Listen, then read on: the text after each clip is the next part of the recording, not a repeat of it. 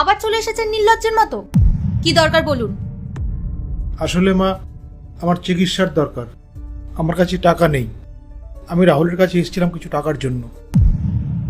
বাবা, তুমি এখানে হ্যাঁ, টাকা চাইতে এসেছে। কিসের ট্রিটমেন্ট করাবে তুমি? রাহুল, আমার হাঁটাচলা করতে খুব সমস্যা হচ্ছে। আমি এই পা নিয়ে আর চলতে পারছি না। আমাকে চিকিৎসা করাতেই হবে। রাহুল, আমি তোমাকে বলে দিচ্ছি, তুমি যদি ওনাকে 1 টাকাও দিয়েছো না, তাহলে আমার থেকে খারাপ কিন্তু আর কেউ হবে না। পূজা, শোনো আমার কথা। বাবা, তুমিও না, দেখলে তো রাগ করে চলে গেল। কেন গ্রামের বাড়িতে থাকতে পারছিলে না? আবার চলে এসছো নির্লজ্জের মতন এখানে। বাবু,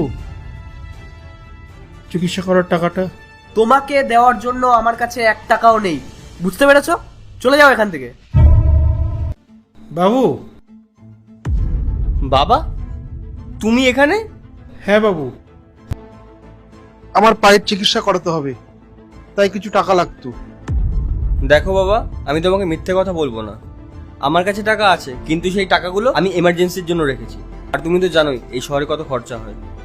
কিন্তু মনোজ, এটাও তো আমার এমার্জেন্সি, তাই না? বাবা, তোমার এমার্জেন্সি তুমি দেখো না, আমারটা আমি দেখে নেব।